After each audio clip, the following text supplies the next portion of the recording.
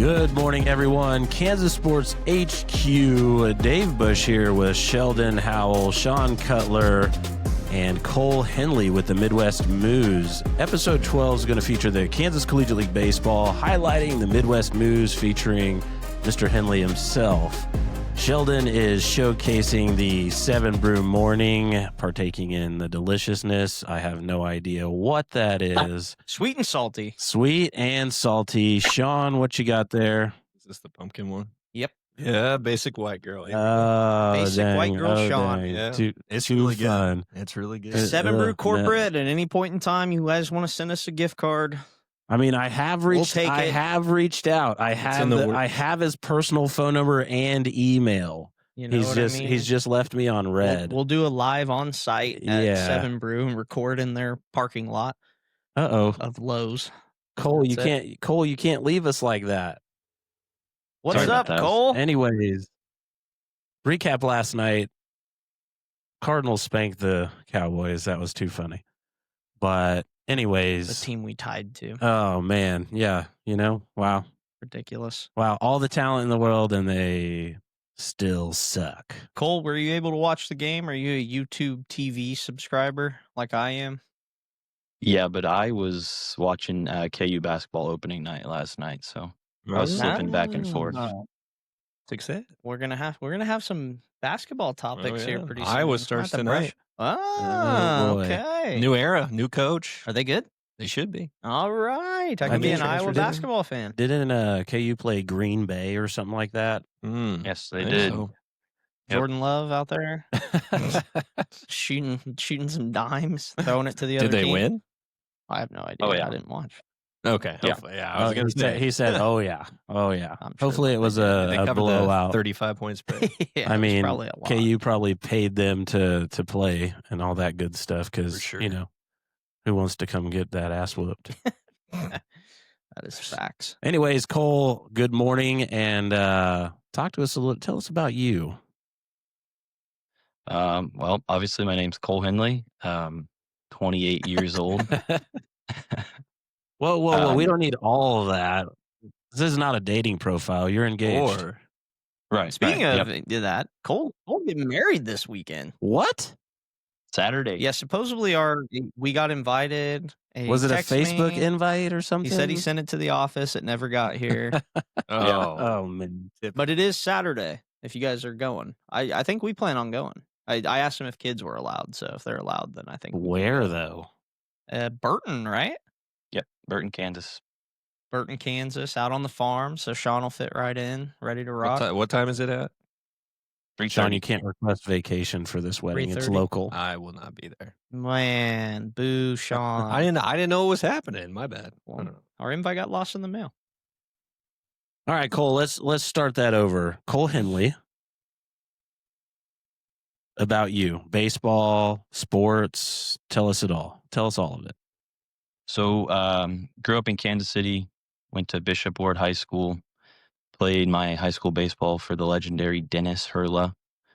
Mm. If you don't know him, Google him. He's one of the greatest Yeah. high school Oh. coaches ever. Google it. Sean, get on that, please. After high school, I played at Barton Community College for 2 years, played shortstop and pitched a little bit while I was there. And then after Barton, I played at Kansas Christian College in Overland Park, Kansas. And I played first base and pitched quite a bit there. What's your and coach's then- name again? Sean's looking him up. Dennis Sean's Hurla. fat rat. Dennis Hurla. How did you like in your college going into your coaching, like kind of walk us through kind of your path there? What all happened in that? So it had been about a year after I graduated from college. One of my assistant coaches hit me up, and he was actually coaching the Moos, and he asked me to be his assistant for the summer. So I came in 24 and was the assistant with the Moos. And then the head coach there was let go, and I took over as the Moos head coach in 2025. Yes, sir. Cole Henley, head coach of the Midwest Moos. Let's dive into a little bit. So the Moos were around, obviously, before Cole kind of came into the picture, and Dave and I remember kind of piecing together what I don't even really know why we started doing this, but Dave came up with this like crazy funky logo that was just kind of like fun. And we were like, man, this thing's pretty funny. And we showed it to some people and a lot of people liked it. And so like originally I believe that the plan was to try and I don't remember where the plan was to put it. Do you? Like team wise, like what we were going to do that team for? We just needed another team, and then they originally started at Wichita South South, because yep. that's the only place we could find. Yep. And then just some I don't know, failed partnerships per se, in that aspect became a little bit of a rough spot, I would say, to just make it our own. Yeah, I And don't then think the team wasn't necessarily found out of quote unquote necessity. I think it was more of kind of a we really liked the logo and we really thought the team name was cool, but we didn't really have a way to use it. And we were like, man, that's like too good it's not like to use. it's like my angry box turtles. Yeah, well, that one's funny too. But and then we were like, man, where do we put them? And then we started kind of piecing together the pieces for it. And I was like, yeah, we could do this. And we had a surplus and essentially of like coaches that were trying to coach. Like there was a lot of things that aligned when we wanted to start the Moos. The biggest hurdle was figuring out where they were going to play, which is where we ended up going to South High, which if you guys have ever seen that place or seen their fields, their football field's nice, but that's about the only nice thing on the campus. Didn't right field have a well hole in it, and all the water just decided to stay there, and then yeah, if it rained, the right field would be flooded, like no matter what. Which I know we'll talk about some of our field stuff where we're at currently too, I'm sure. But yeah, and then they would never mow it because it was always wet, right? So if it would rain, it would just stay wet because everything went down into a slope down there in right field. I mean, it was a literal swamp out there. Like it was not good. But typical high school field, super small dugouts, like just it was rough in some areas is all. But we made it work and moved around with some stuff. We had some fireworks that summer. That was one that I think every summer is crazy, but that was I've only had to fire coaches mid-season twice, like head coaches anyway, twice, and that was one of those. I'll never forget that because I was out of town when that whole craziness happened and had to come back into town. That late night Facebook Live out of nowhere. Dude, this dude. My phone goes off at 1:15 in the morning. You're live. What? Yeah. Who is? I was like, what is going on, dude? Like it was a wild trip, and fast forward it, we thought it was best to move the team. Yeah. And so at the end of that season, I mean, they had their best appearance at the SBS that season for sure. I mean, they were in the top 6. That was the year that didn't they come in pool play and like go undefeated in pool play after they couldn't win a regular season game? Yeah, and then they just went nuts. They kind of did that your first year here too, right? Though. Yeah, started 3-0 and pool play. They've had a couple good showings at the SBS, like where they've just put it all together at the end of the summer, which is kind of fun. But anyway, so after South, we started searching around, trying to figure out what.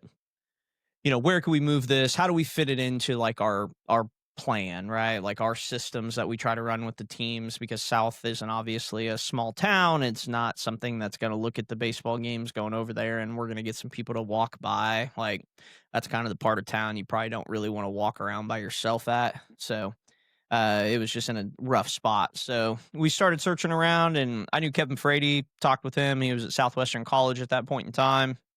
Went down, had some meetings with them. Dave and I went and met with their city kind of higher ups and city manager at the time then, I think, and mayor and all that jazz, and kind of pitched them on the idea of the stuff that we try to bring to the table for the teams, which you're familiar with, and went and sat down, had good conversations, kind of got the green light for that, and then started the journey off in Winfield. So shout out to Winfield because they opened their arms and took in the Midwest Moos, the coolest logo and in the league for sure, in the country. But there's a lot of play on words. I mean, it couldn't be a better fit because the Moos play in Winfield.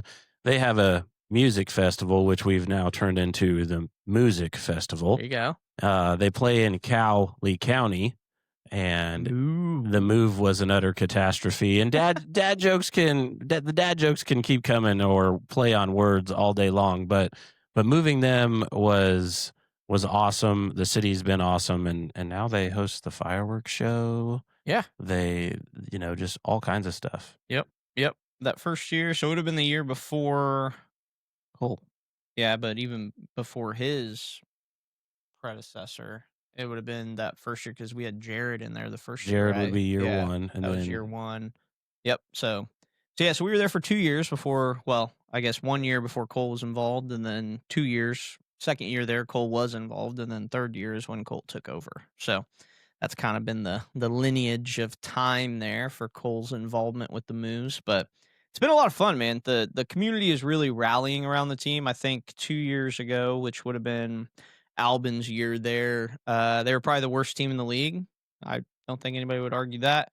Record wise and just with different pieces, really probably even the year before that too. But like we had a ton of involvement in the stands. Like we had a lot of people coming out to the games. Like the community is awesome. Like and they care and they want to be involved and like they're supportive of the stuff that's happening there. And since having Cole, right? Like we've kind of started to turn the tide on that. And, we've kind of put in the pieces together of putting in, the proper, team and all of the things to really make the summer successful, which I think has been it's a tip to the cap to Cole because he's bought into the system. He hasn't come in trying to do his own thing and reinvent the wheel and make it something that it's not.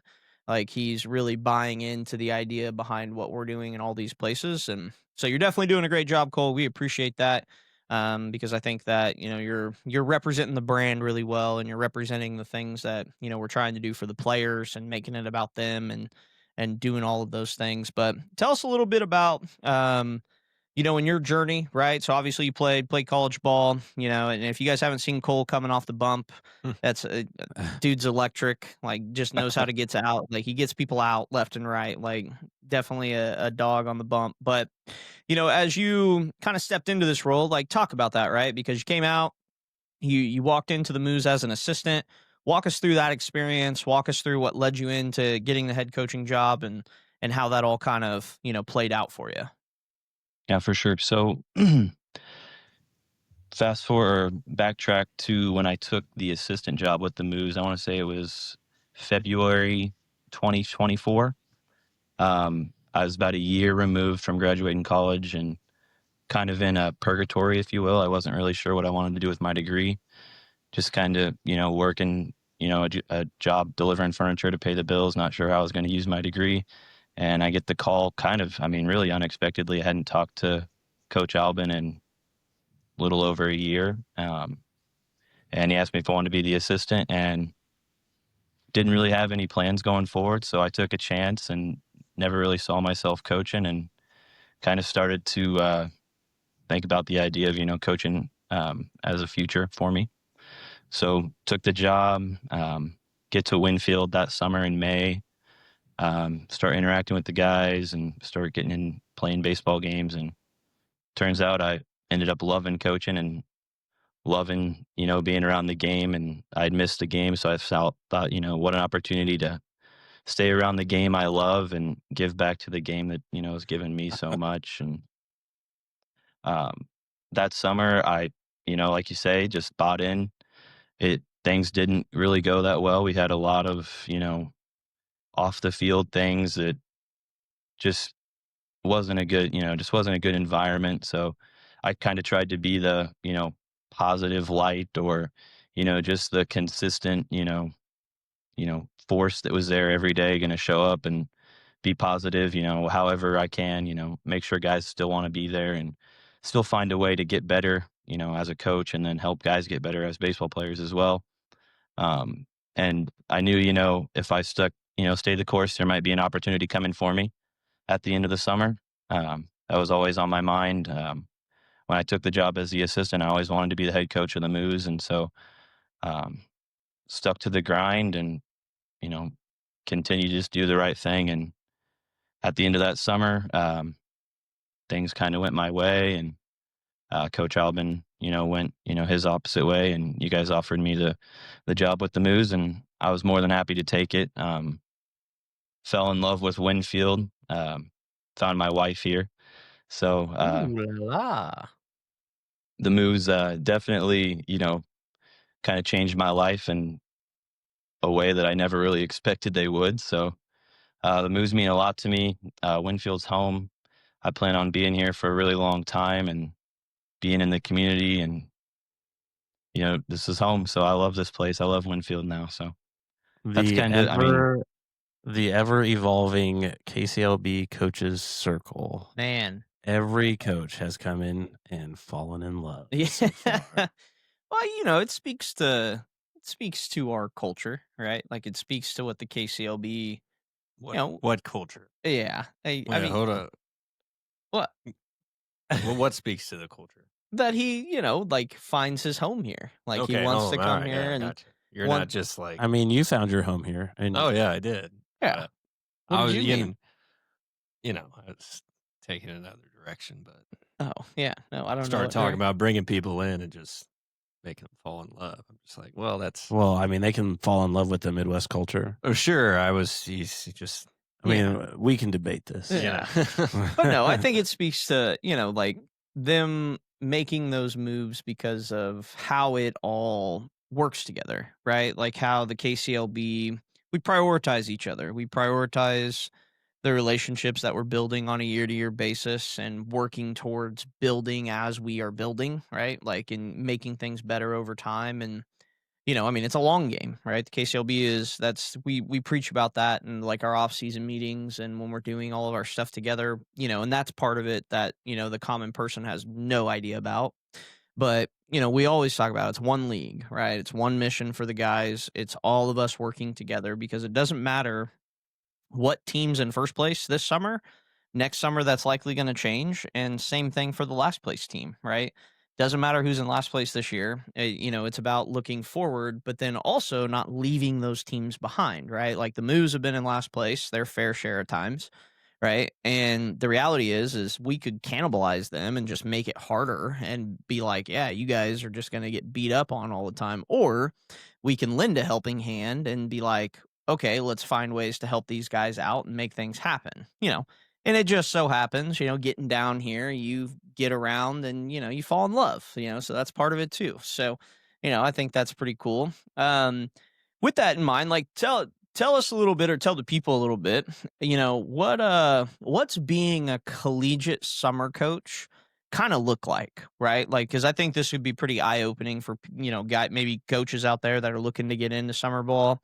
Maybe for the common person that's just like, they just see us play our games in the summer and they really have no clue on the back end of all the stuff that really goes, into it, right? Tell us from your perspective, kind of what's happening behind the scenes. Yeah, so being a summer baseball coach is a lot of work, all year round. But I will say it's very fulfilling, seeing that work to come to fruition. But yeah, all year round, we get maybe a few weeks after the summer ball showdown and then kind of right back to it, recruiting, trying to, make sure we have guys, early recruits, offering discounts, whatever it is, trying to get those returners back. And then really hitting the recruiting trail, once fall ball ends for these college guys and they're getting ready to go on winter break. Want to make sure we get as many guys on the roster as we can before, their season starts and they're busy not thinking about summer ball. They're worried about their spring season. And then, just pretty much being a constant, face in the community, always making sure, you're everybody, and especially in a town like Winfield, everybody knows who you are. So you have to make sure you represent the team in a positive light pretty much all the time.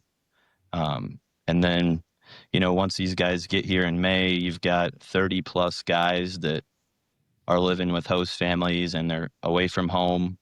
And so you're kind of like their guardian. So, so that goes into it. You got to make sure you're making sure kids are taken care of and they're eating and they're fed well and they're safe and not getting into any trouble and things like that. So, a lot goes into it. It's not just coaching baseball from May to August. It's, it's a year-round job, and there's a lot of things that go into it that don't involve baseball. But I will say it's very fulfilling. I'm in contact with, kids that didn't play with the Moos last year. They're constantly reaching out and, sending me videos of their swings and asking what I see and things like that. It's just an opportunity to, really build like lifelong relationships with your players and then with the people in the community as well. I've gotten tons of support from the community when I decided to make the move down here to Winfield from Kansas City. The host families were reaching out and offering me a place to stay if I didn't have a place to stay and things like that. So it's a really special job and it's super fulfilling if, you are, good to the people that, are good to you and you represent the team in a positive light. I think it's super fulfilling and I love it. So Yeah, it's a lot the of winning work, but the winning and it's losing is worth it. just like it's like the back half of what we focus on, Like it's important to each team. Like don't get me wrong, you've been through summers where losing is happening more than winning and that isn't fun. And, that's when random little things arise. But then you've also been a part of the teams that buy in and believe, and then they start winning some games, and then they're winning on the biggest stage, that's possible for collegiate summer baseball in the SBS. And that's, really it's fun to watch from the outside, watching you grow and develop and, put those different pieces together. What in Winfield, right? Like tell us a little bit about, what's kind of what makes Winfield a little bit different than the other locations across the league, right? Like what's something that, you kind of feel differently when you're playing your home games in comparison to when you're on the road? I think the support that we get from the community is, at the top of the league. And I'll think back to a memory last summer. Game had just ended and I was walking back to take the camera down, but there was some kids playing baseball on the field behind us and they were arguing about what Moos player they were pretending to be. So I thought that was pretty cool. Like the community looks up to these guys and the kids in our community really look up to these guys. As far as these kids know, like these guys are as high of a level of baseball as it gets, and they look up to them. And there's tons of young kids in the community that come to me all the time and say that they're going to play for the Moos and things like that. So, like I was coaching middle school football this fall, and several guys were telling me they were going to play for the Moos one day. So it's just Let's sign it's him a for tight a knit futures community. contract. Let's get him on pen and paper. Yeah, there we go. Some futures contracts, Yeah. absolutely. Yep. But I think Winfield's it's a hardworking community, a lot of blue collar out here. And people, they want to buy into something that's good and something they feel like, is good for the community. And so I think as long as, we're continuing to do what we're doing as, an organization and, being something that is positive for the community is always going to support us. And I always go out of my way to make sure that, the support that I get in the community is, recognized. And I make sure that everybody knows that I appreciate their support and appreciate the love they show the Moose. Yeah. I will say, and you guys can comment too. I mean, you played there, but it to me it says a lot when the team is not quote unquote winning games, but you just have this energy in the stands of people that are there because they love the guys. They're there because they want to support them. They want to watch them play. Like the winning and losing, like they kind of embody the same mission that we're about for the guys. And from a league, staff perspective, I guess. And it's fun. We have great host families there. They come out. They're at all the games. Like they invite the guys in. Like they do a really good job of being there for them. And we cannot say enough how appreciative we are of them for sure because without them, one, the entire vibe of the stadium would be off. Like it would just be a negative thing and not a positive thing. And, without them being able to open their homes to them, it just wouldn't be possible to have the season, especially when you're talking about small communities. So, definitely hats off to Winfield and thank you guys for supporting the Moos in that aspect. I mean, they're easily the top 3 in attendance. I was gonna say, didn't they? I think they were they even when they were in last place, like by a lot, Cole's they first had, year they were second in attendance. Last year they Yeah. were third. I Yeah. mean, you have El Dorado number 1 in attendance, and then it's a toss up between Winfield and Mulvane being the big guys in Like that 2 and type of 3. stuff. Yeah, and then of course we sell beer. Yeah. So then you look at who has the top beer sales in Blue collar oh boys. man. So the Moos have always been 2 or 3. Yeah, they've done well. So But we played there on 4th of July last year, and honestly, I think I would say either Wellington or Winfield kind of have the best home field advantage, just because none of the guys want to drive down to Winfield, and play. But especially on a hot summer's day. But when we played there on the 4th of July, you guys did up the field. You had that nice the flag painted back there. That was pretty sweet. Shout out to Joe for Yeah, all the field work. that was pretty Appreciate that, sweet. Joe. Yeah, and then that crowd was great. I mean, obviously that was the fireworks night. Yeah. But that crowd was great, and estimated number of 1,800 people showed up for that. yeah, it was.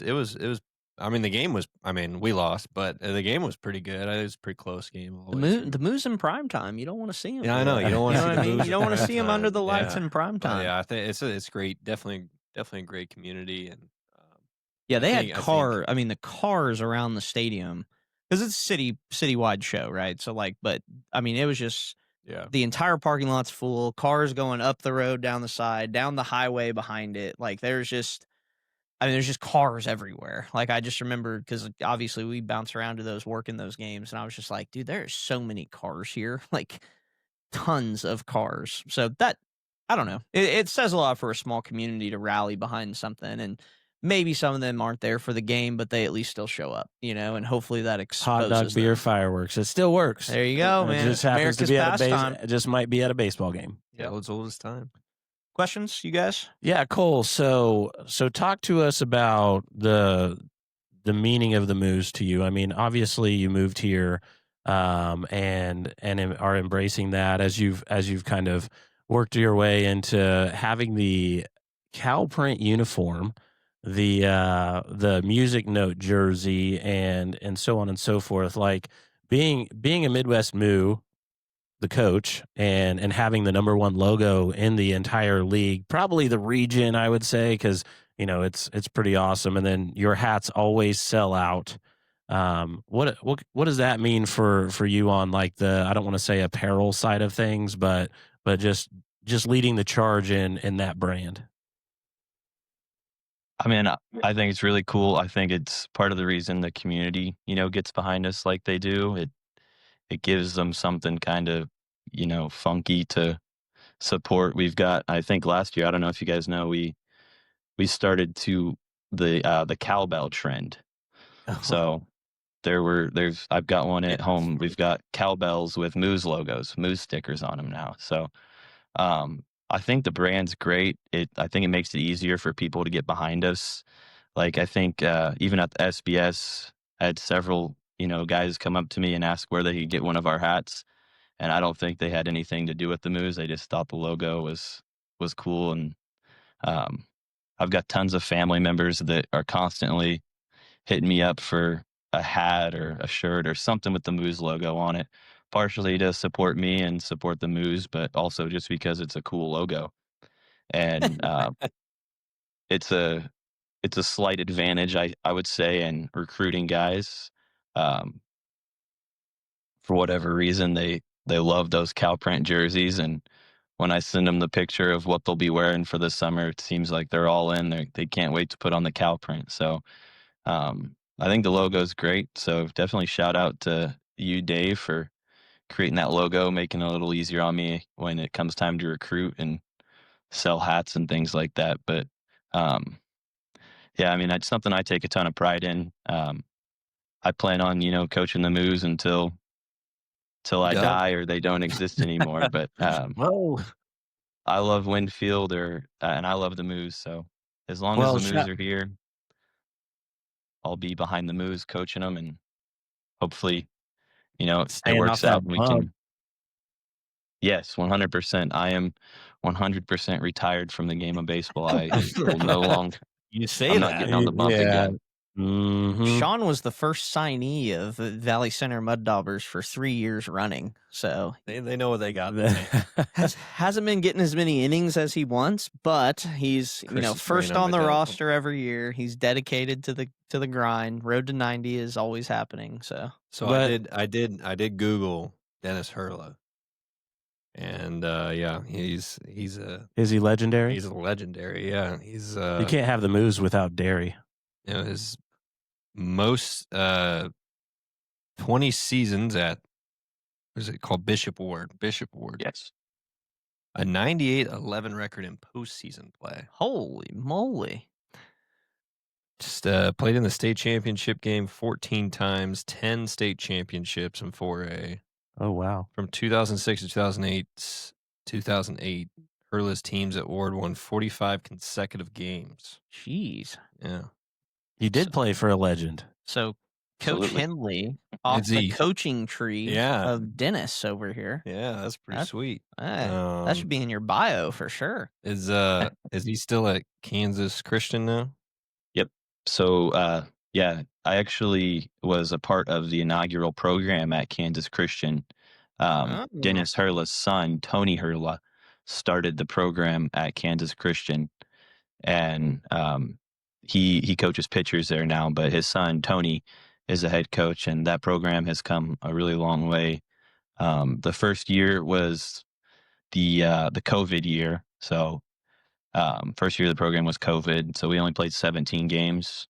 And then the following year, we battled and won the NCCAA Independent Regional Championship and got a bid to the World Series. Success. And they've been back to the World Series every single year since. So, Wow. Nice. Yeah, Tony is making a name for himself as well, and putting together a pretty darn good career as well. Yeah, that's awesome. Yeah, that's a lot of wins. A lot of wins. Yep. Crazy. For you, so Cole, like for people kind of wanting to learn a little bit more about you, or maybe even just learning about collegiate summer ball in general, right? As we're putting stuff out there, but what does summer ball, like collegiate summer ball, like mean to you, right? Because we all grew up in a different time with baseball and what we were doing in the summer times, and like it's just things have evolved, they've changed. So maybe somebody hears this or sees this, and what does it mean to you? Like what is collegiate summer ball used for? Why do we do it? Why are you so passionate about it? Right? Like we understand the community base, you hit on that, but let's talk about the baseball side.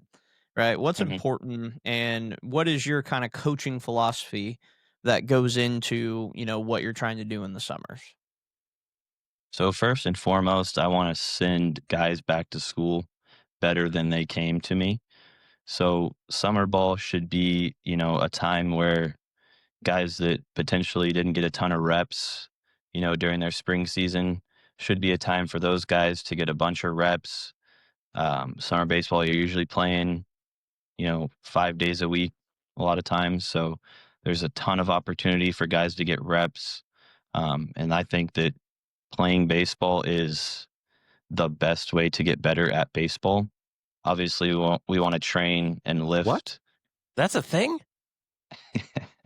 You're And- what? Yeah. In today's world, I don't know that that's a thing, but it should be. Right. You're Yeah, telling me absolutely. I shouldn't play, or I should play the game To get that better? I want to play? Wait, what? No. Yes, absolutely. I think a lot of times people get too caught up in, getting in the weight room, which obviously we want to be in the weight room. We want to do those things on the side. We want to be in the cages, but there's nothing quite like getting those game reps. Late in the game, you're the guy coming up with runners on second and third and 2 outs. You got to put a ball in play. You got to get a hit. You can't emulate that in a cage. So, yeah, I think just it's an opportunity for guys to get reps and get better at baseball, and have game like situations that help propel them into a starting role when they get back to their school in the fall. I know last year I had a lot of guys that didn't play a ton in the spring, but they had an opportunity to be the starting guy come fall. And so they were really focused on, I need to play first base because this is where I have the best opportunity to start in the fall. So it was just opportunity for those guys to get game reps and, play a position that, they were going to battle for come fall. So I think that's the biggest thing is just, guys getting reps, playing baseball, and, Bless game like situations that you can't emulate in practice and in cages and things like that. Yeah, totally agree. That whole stigma that has really kind of crippled development in my eyes or my opinion is something that hopefully people listen to and understand that you cannot emulate game speed.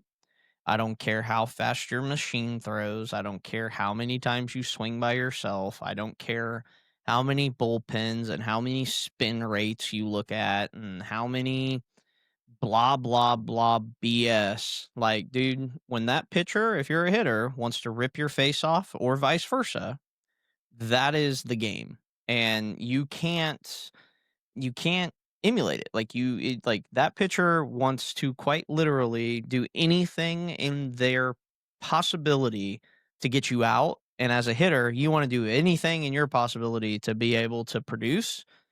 You just can't make that up. Like, and don't get me wrong, like you should train.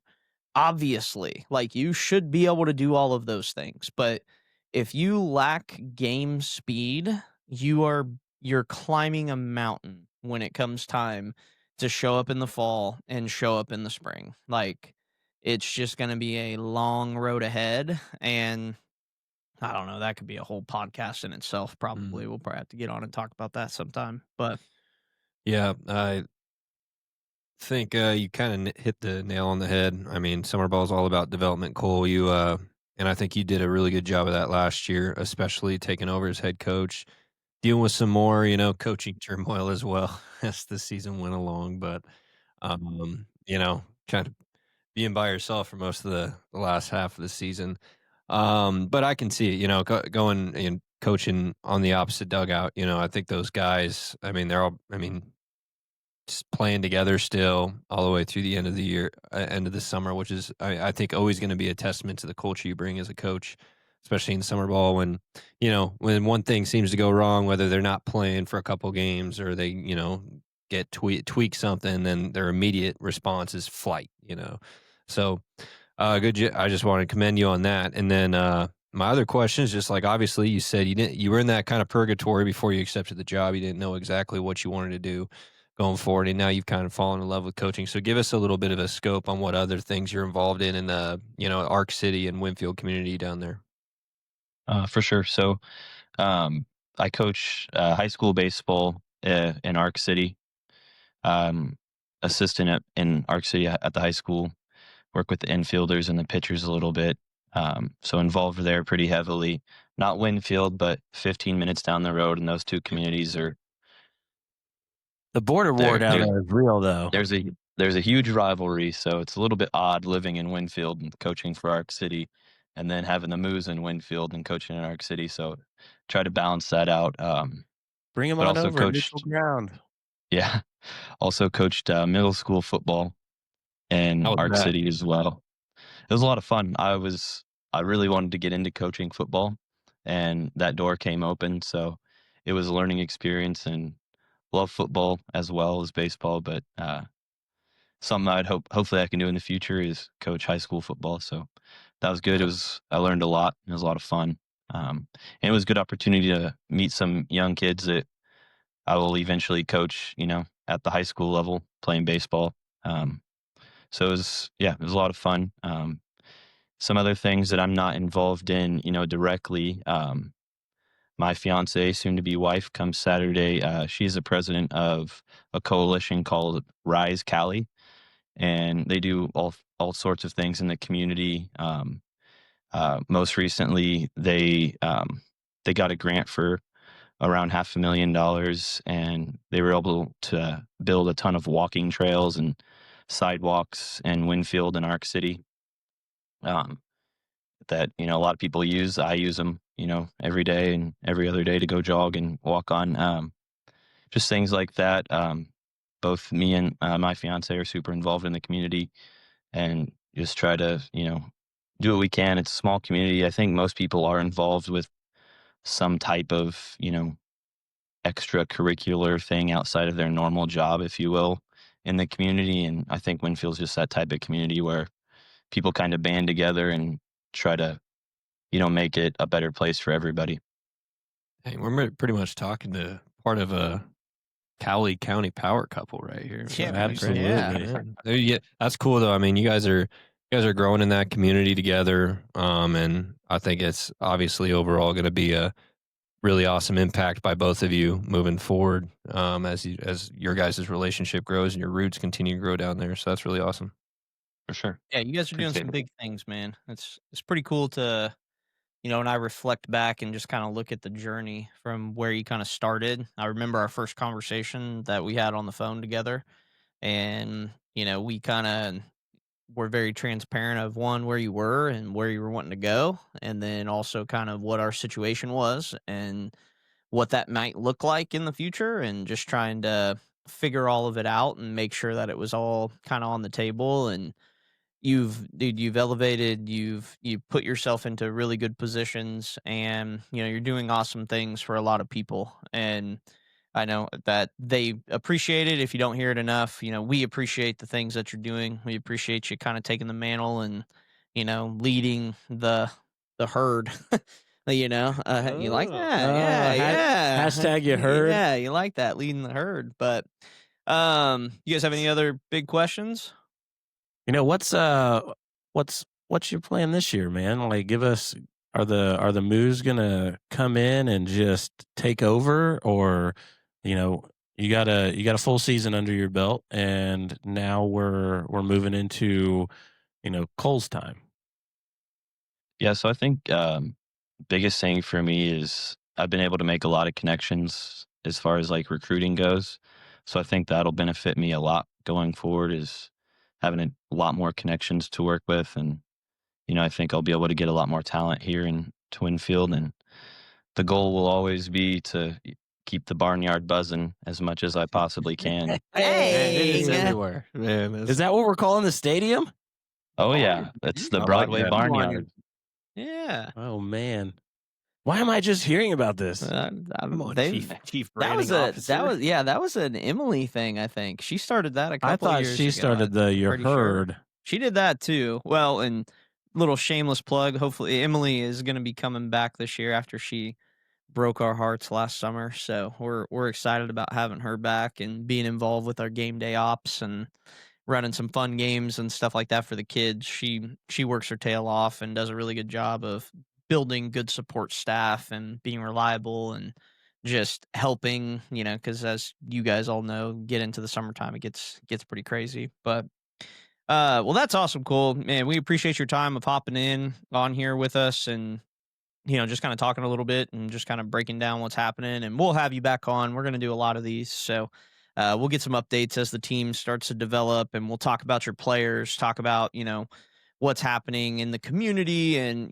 just things that you're looking forward to and stuff like that. But always kind of, different styles of questions, I guess, for different people, but just kind of as sign off questions and kind of things here. But, I'll leave you with this one. What is probably your like your one thing, and we'll put this one out to like the players, right? Like, let's put it out to them for this one. What is your one thing that you want them to make sure they understand if they decide to come to Winfield, they decide to play for the Moos, they buy into your culture? Like, what is the one thing that they're gonna leave with, right? Like, whatever that thing might be, right? Put you on the spot to kind of come up with a cool answer there. Good question. I think kind of the culture that I'm trying to build surrounding the Moos and Winfield is just kind of taking some of that Winfield culture, some of that blue collar, hard nose style. I want guys to leave Winfield tough mentally and physically. I want to play the game hard. I want to play the game fast and aggressive. And I want guys to leave with, the confidence to play the game fast and play the game hard. And if you're going to fail hard, fail at 1,000,000 miles an hour. And then mentally tough as well, battling through whatever comes your way. It's a long summer. There's going to be an opportunity. Maybe your guy's not playing a ton. It's a long summer.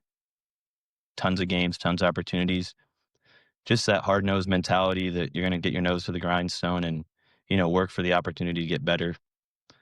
So, really just kind of a blue-collar, hardworking, play fast, play hard, play aggressive. That's my mentality going into the Moos, and something I think that I'll try to keep around our culture for as long as I'm here. I love it, man. Come in as a calf, leave as a bull. Oh my god! That's right. Yeah, we ain't stopping yet. Wow, I love it. Man, Well, awesome, man. Well, we appreciate your time. I know you got to get to work and get moving around a little bit, so hopefully bosses aren't too mad at you. But we appreciate Winfield. We appreciate the Moos. We appreciate everything that we got kind of cooking and things that are moving in a really good direction. And obviously, for anybody out there that has questions or anything like that, if you've ever listened to the end of one of these podcasts, we appreciate you. Thank you for actually, tuning into what we're talking about, because we're going to keep plugging away and keep working hard. And the Moos would love to have you involved with their community and the culture that, Coach Henley is kind of talking about on here. And we're excited about the future and all the things that are going. And we're always looking for host families. Always. You want us to bring in the top talent, have big arms, big hitters. We're going to need some host families to make that happen. Yep. Just end of May through the first weekend of August. All right. Well, we always close these bad boys out with a prayer. So we're going to toss it over to Sean and let him lead us in prayer. Lord, thank you for another day, of course, once again, giving us an opportunity to sit here and talk about stuff we love. And I just pray for Cole here as he continues to move forward into next season, and that his team is blessed just with health and getting that team together. He's got a good thing going down there, Lord, and I just pray for him this weekend, big weekend ahead. He's getting married. Just I'm thankful that, him and his fiance are honoring you by tying the knot, and I just pray that you bless their marriage and their growth in that relationship, and they put you first and foremost in that. So pray for that, a smooth weekend. I'm sure it's been hectic the last few months for him, so thank you for that. Thank you for Cole, and in your name, pray, Jesus. Amen. Amen. Amen. Well, thank you, Cole, for joining us. This is episode 12 for Kansas Sports HQ.